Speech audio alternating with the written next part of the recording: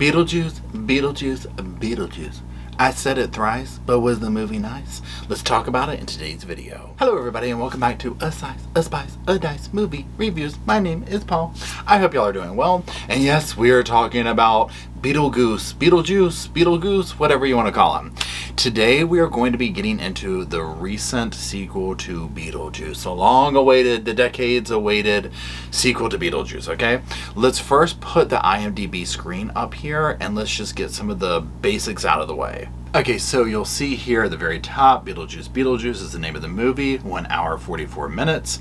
Then go down and we have Tim Burton, we'll talk about him in a minute. We have the stars, Michael Keaton, Winona Ryder, Catherine O'Hara. Now also not listed there is Jenna Ortega, and the list goes on. You'll see some very familiar faces in this as well, such as William Dafoe. Let's take a moment and read what the IMDb says that the movie's about. You'll see it says, after a family tragedy, 3 generations of the Deetz family return home to Winter River. Still haunted by Beetlejuice, Lydia's life is turned upside down when her teenage daughter, Astrid, accidentally opens the portal to the afterlife. Okay, so let's talk for a minute a little bit deeper in depth about what the movie is about. Now, I'm not going to go into spoiler alerts here because I went into it barely knowing anything about it. So we're going to keep it like that because for me, that made several little surprises come about. But yes, the basics of it is we have 3 generations of the Deetz family return home. Yes, you're going to see people who are not in this film anymore that you'll be like, huh? I highly suggest Googling some of the people that you don't see in the film to see why they're not in the film. And I was like, oh, okay. We won't talk about it in this review though. So there's that. So you're seeing 3 generations. They're going back there to that. And yes, of course, Beetlejuice is going to be summoned in this and you're going to see chaos ensue. Now, Beetlejuice is not the only chaos in this, and this will kind of segue into some of our talk about the characters and stuff like that. Yes, Tim Burton directs this. Yes, he did an amazing job. Yes, it has his stamp. It has his vibe on it, okay? This is going obviously deeper into some of the characters that we're used to. Beetlejuice, Lydia, the mother, everybody that's there, you're getting to learn a little bit more about them and what happened to them over, since we saw them in part 1. This works and it doesn't work in a way, but when I say it doesn't work, it's just, in your typical kind of sequel type way. It's not bad. I'm kind of indifferent to it. It's just one of those things where you're like, okay, yeah, I see why they had to do this. I see why they had to do that. But overall, it's one of those things where it almost feels like a reunion. If you were like me, where you were, a kid when this came out, and it, to me, took me by storm. I love this movie, right? This is one of my favorite movies. So to be reunited with them, to almost, it's like we were sitting down at a coffee table around coffee and like, what have you been up to, right? It had that kind of energy to it. Beetlejuice is one of those characters that you cannot recreate, right? The magic of part 1, any of that. Now, Michael Keaton does a good job with him, but also Michael Keaton is he's an older gentleman now. So there's a certain level of energy that's gone from it. And also learning more about Beetlejuice kind of took some of the mysteriousness away from him. However, again, this is very minuscule. I'm being petty when I say that, to be quite honest. Let's also segue into some of the performances and whatnot. Yes, the performances were good. Yes, they were all on point. Again, everyone here is much older. So there's a certain level of energy that's gone with it, but that's expected. I didn't go into it looking for that. And in fact, they did better than I thought they would do. Now, I will say this, I love Winona Ryder. I always have. She kind of comes across a little bit like, I don't know, the way I describe it is this. She seems like a socially awkward person, and that now really translates onto film, like whatever she's doing, but it works in this right here. Because once you watch it and you see what her career is and what she does, it's like, okay, I get it. This all tracks, right? Now, again, Catherine is amazingly funny in this. She always is, whether you're watching Schitt's Creek or Beetlejuice, it doesn't matter. Best in Show, I love her. And Michael Keaton is as well. They all really bring their A game to these performances. And also, amazing is Ortega being in this. I absolutely love her. I feel like she is this generation's Winona Ryder, okay?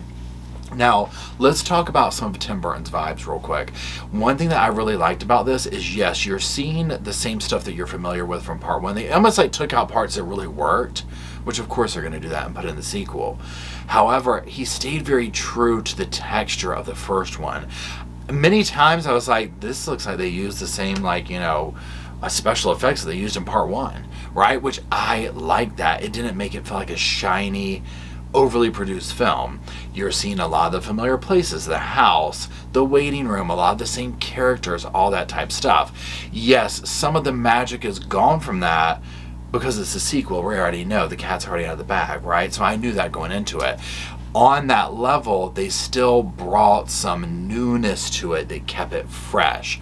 But of course, with it being a sequel, that magic of part one is not there, but it's not completely gone. Also, Tim does a good job in this one in bringing us outside of the world of Beetlejuice. We're seeing more of the town, the people, this. You're kind of learning about that dynamic, but also at the same time learning what happened to everybody from part one, that kind of situation. For me, this was heavy on the dark comedy, right? It was definitely that. There's a few things that were a little bit more grotesque than part one that I was like, oh, wow, this is, oh, okay. You know, there was a couple of twists along the way that I was like, oh, okay, this is, you know, throwing a wrench in what I thought was going to happen. The movie's going along and you're kind of sitting there like, where is this going? You know what I mean? Like, you're almost like, where, like, what's going on here? There's several things going on, right? And they are introducing a new character in one of those things that has a situation or a past relationship with Beetlejuice, who you're actually seeing Beetlejuice being able to be afraid of something, right? And this new dynamic of him, which I thought was good. And I don't want to go too much into it because it was a surprise to me, that whole scenario, so we'll leave it at that. But just know that there's that. The person playing this character is very good at it. And really, I could see the way that they ended the movie. Of course, they make it so that you could have sequels to this. I could see many different side shoots coming from this if they chose to. Judging from the Alamo that I went to and how busy it was, I mean, they started showing this like all day long. Every showing's booked, right? I imagine this is going to do really well. Do I feel like it needs a third one or a side shoot thing? No, right? I walked away from this like, oh, okay. This was entertaining. It was done well. It was true to form. And I got the answers of where these people been, what's been going on in their world. You know, it answered that. If you are die hard, like one of these people that's like, no, we have to make sure we hit this point on part one and blah, blah, blah, blah, blah, of course you're going to be disappointed, right? Very few films can ever live up to that. But in the realm of sequels that are decades later, this is good. This is worth seeing. In fact, my friend that I went with said on the way home, he was like, you know what? Hollywood's going to really have to bring their game to the table, like these kind of films and stuff like that, and put this effort in like they did with Beetlejuice if they want to get people back out in the theaters. You know, this whole like Netflix level of quality, it ain't happening, right? But with Beetlejuice, you're getting Tim Burton, you're getting these grade A actors and actresses, you're getting a good film, and it gets a slice, a spice, and a dice from me, all three. What does that mean? I don't know. It just means that it's good. Okay. If you have seen it, let me know what you think about it down in the comment section below. Now make sure you don't spoil it for everybody else. You know, be mindful, you know what I'm saying? So that's it. I highly suggest going and see it. Let me know what you think. And that's it. So until we meet again around the screen, around the big screen, around the TV, around the phone, whatever you watch all this stuff on, I'll see y'all soon.